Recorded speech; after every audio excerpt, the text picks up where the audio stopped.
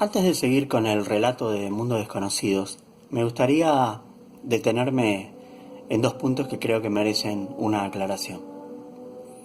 El primer punto es acerca de WL. Por ella sabemos que en otra creación WL había traicionado al maestro. En esta creación, cuando Cándido era joven, sabemos que WL sufrió como consecuencia de ello. Y hay una tercera experiencia que es la que estamos contando en esa creación con el gran maestro, con esa sociedad en crisis, en donde se restablecería el justo equilibrio. Si recordamos las enseñanzas del maestro de la caverna, él nos explicaba que no existe la reencarnación, pero que lo que sucede es mucho más maravilloso aún. Se sigue estando en otras creaciones cumpliéndose una enorme variedad de destinos. Las propias palabras de él eran que se nacerá y se morirá en 1000 circunstancias distintas. Se amará y se odiará en infinitas formas. Y en esa heterogeneidad de destinos, el espíritu se impregna de verdadera sabiduría. Nuestro espíritu está presente en incontables mundos, los cuales tienen una trayectoria que los unifica en un solo propósito desconocido. Cándido nos relata en Mundos Desconocidos 3 vidas de WL, pero seguramente tuvo muchísimas vidas más, cientos, miles, realmente no lo sabemos. Aquí lo importante es comprender que aquella persona a la cual en este momento yo critico, juzgo o condeno, soy yo en otra creación. Es decir, los errores que critico en esta creación, aquellas cosas que juzgo, que me parecen totalmente repudiables, esas mismas cosas las estoy haciendo yo en este mismo momento en otra creación. Entonces la pregunta que yo me he hecho siempre es esta, ¿no? ¿Qué quisiera yo si estuviera en ese otro lado cometiendo actos de maldad, actos de injusticia? Creo que lo que quisiera es que se me enseñe, ¿no? Que se me señale el camino correcto, en el fondo que se me quiera, porque creo que una persona que actúa de esa manera en el fondo tiene un problema relacionado con el amor, con la falta de amor. Entonces, si yo en este momento estoy realizando las cosas que en esta creación critico, esto nos lleva inevitablemente a ser comprensivos, ¿no? Nos lleva a dejar de ser jueces. Y como dice la frase en Mundos Desconocidos, quien más comprende es quien más y mejor ama. Porque, repito, comprendo que la otra persona está equivocada, comprendo que la otra persona por X motivo que seguramente desconozco, está yendo por el camino equivocado.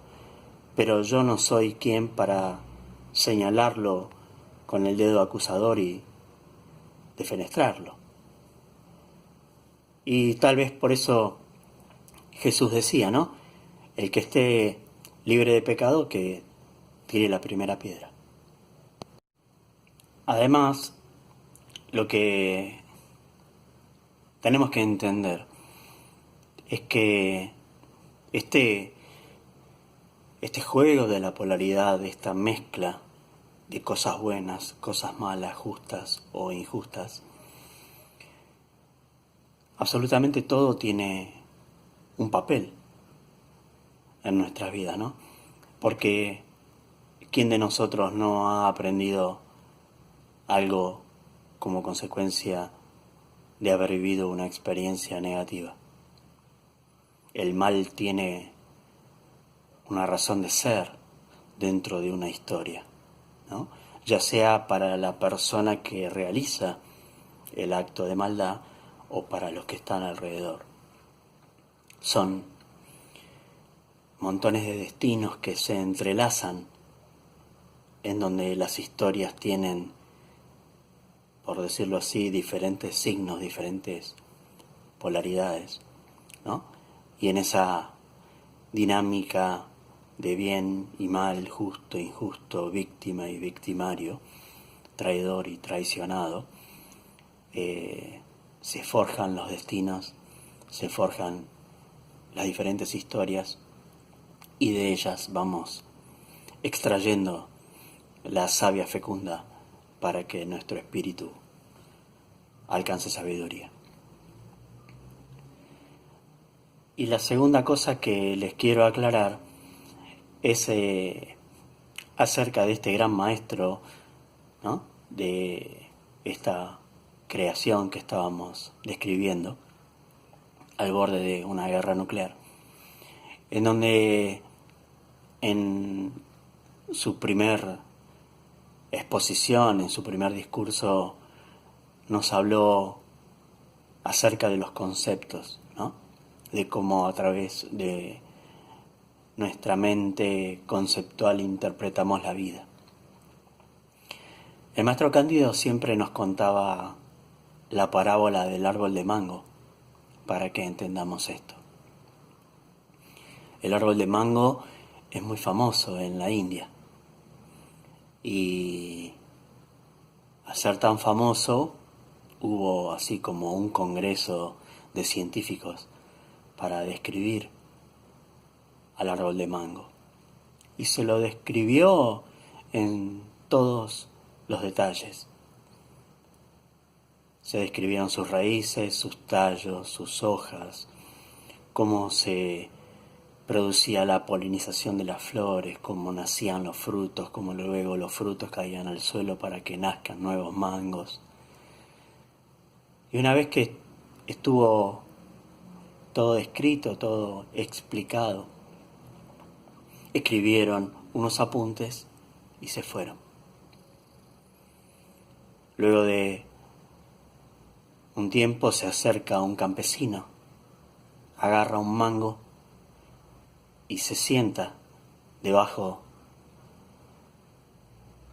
de las ramas, ¿no?, bajo la sombra, y con toda la tranquilidad del mundo disfruta del fruto del árbol. Es una enseñanza de Ramakrishna. Entonces se hace esta pregunta: ¿quién sabe más del árbol de mango? ¿Aquel que lo estudió en sus más mínimos detalles o aquel que lo comió y lo hizo uno consigo mismo? Esta es, me parece, la mejor manera de explicar esto de vivir el mundo de manera conceptual, vivir la vida de manera mental. No podemos saber lo que es el amor, lo que es ser traicionado, lo que es ser injusto o justo, leyendo libros o novelas. Tenemos que experimentarlo en carne propia, de la misma manera que el campesino incorpora el fruto del árbol de mango para que se convierta en sí mismo. El intelecto obviamente sirve para algunas cosas, pero no sirve para absolutamente todo, ¿no? Porque Cándido nos decía que se puede conocer todo y no comprender absolutamente nada. Entonces, lo que hay que destacar de este momento de la humanidad es que nos hemos vuelto muy mentales, ¿no? Ya no somos capaces de disfrutar de las cosas simples porque absolutamente todo le tratamos de dar una utilidad, tratamos de hacer una descripción, ¿no? Y eso es, es totalmente superficial, o sea, hace que la actividad mental hace que la vida pase por encima nuestro, pero por la cáscara, ¿no? La mente evita que realmente internalicemos las verdaderas experiencias, ¿no? Entonces, debemos trascender un poco el aspecto mental, ¿no? Y creo que ese es el esfuerzo que hacen los grandes maestros, ¿no? Es el esfuerzo que trató de hacer Cándido con nosotros, es el esfuerzo de este gran maestro, de esta creación, en donde nos hacían hincapié en reconocernos como espíritus, ¿no? Y no como entidades frías, mentales. Si yo logro reconocerme como espíritu, voy a poder reconocer el espíritu en los demás, ¿no? Y entonces ahí la cosa cambia, porque cuando reconocemos el espíritu en los demás, cuando reconocemos el espíritu en todo lo que existe, entonces ya no hacen falta decálogos de moral, no hacen falta que me hablen de no matar, de no contaminar, porque nos sentimos parte de un todo, ¿no? Entonces, las leyes ya no hacen falta, porque se ha comprendido. Habiendo entonces aclarado esto, volvamos a la historia de Mundos Desconocidos que había quedado pendiente. Se había formado una comitiva encabezada por el maestro y Ela, en tanto que Cándido y los demás lo seguían. Por primera vez en mucho tiempo, los hombres y las mujeres se atrevían a actuar contra las fuerzas del poder público. Y era tal la euforia del momento que Cándido nos cuenta que había olvidado su situación de visitante, ¿no? Y se sentía parte de aquellos momentos decisivos. Cada tramo del camino era agasajado por un poder invisible con el regalo de hechos asombrosos, nos dice Cándido. Y al cruzar un pequeño puente sucede este episodio realmente sorprendente. Una mujer se arroja a los pies del maestro. Esta mujer estaba acompañada de una niña pequeña. Y le dice: Señor, necesito vivir para cuidar a mi hija, porque estamos solas. Y le muestra un cáncer que tenía en el pecho. Sé que moriré pronto, pero también sé que tú puedes curarme. Y el maestro entonces, sin decir palabra, acaricia el pelo de la nena, aparta suavemente a la mujer y siguió su camino imperturbable. Todos quedaron estupefactos, ¿no? Porque aparentemente había sido un inútil pedido, ¿no? Porque esperaban una escena milagrosa que justificara la fe, ¿no?, que le tenían al maestro. Y entonces él, adivinando el pensamiento de Cándido, le susurra al oído y le dice: espera. La niña había quedado en el piso abrazando a su madre. Y no habían recorrido 10 metros que los detuvieron las exclamaciones de la mujer. Corría hacia ellos gozosa de alegría, balbuceando, faltándole la voz para expresarse. Y les mostraba a cada uno su pecho, que ahora estaba completamente curado sin una cicatriz. Todos se abrazaban los unos con los otros, ¿no? Llorando al mismo tiempo. El maestro vuelve a levantar suavemente a la mujer y le dice: no he sido yo el que te ha curado. El cariño de tu hija te ha salvado. El milagro es un hecho natural, le dice, en la obra de Dios, que puede acaecer en cualquier momento, para bien o para mal, por necesidad o sin ella. Hay hombres que son catalizadores de la realización milagrosa, pero actúan como aprendices de brujo, porque son incapaces de saber si es un milagro para bien o un milagro para mal. Pero cuando se produce un milagro amoroso, es como una flecha de luz que cumple una misión en el orden divino para bien de alguien que lo necesita. Y aclara: miles de milagros como este ocurren todos los días. Y deben creerme que en verdad no he sido yo, sino su hija, la que ha producido el milagro. Y esto recuerda las palabras, ¿no?, del guardavías con el cual había establecido una amistad Cándido, ¿no?, que le había dicho que una lágrima es bien poco, ¿no?, para un mundo de lucha y de dolor, ¿no?, pero una lágrima de un alma pura puede torcer la dinámica de un destino y producir un milagro.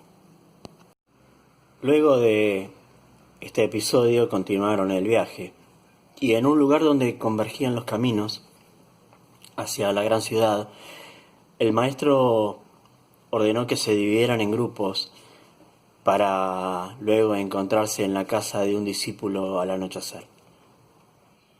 Ustedes vendrán conmigo, le dijo a Ela, a WL, a un discípulo y a Cándido. Un discípulo entonces le dijo al maestro: es muy peligroso ir al Consejo del Saber. Esa gente te busca hace tiempo, tiene el poder en sus manos y ir allá equivale a la muerte. Entonces el maestro le respondió: no hay nada que temer. Es cierto que uno de nosotros morirá hoy, pero si ello te tranquiliza, te diré que no eres tú. Entonces Cándido comprendió que se refería a uno de ellos 5, ¿no?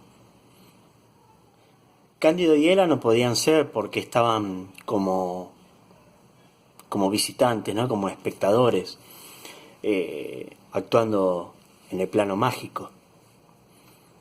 El maestro tampoco podía ser porque se iba a reunir con toda la gente esa misma noche. Y el otro discípulo recién le acababa de decir que no temiera porque él no iba a ser. Entonces solo quedaba WL.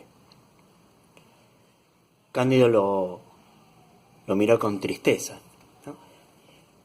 Y Ela, que estaba siempre atenta a sus sentimientos, le dijo: es necesario, no te preocupes por él, será feliz con su sacrificio.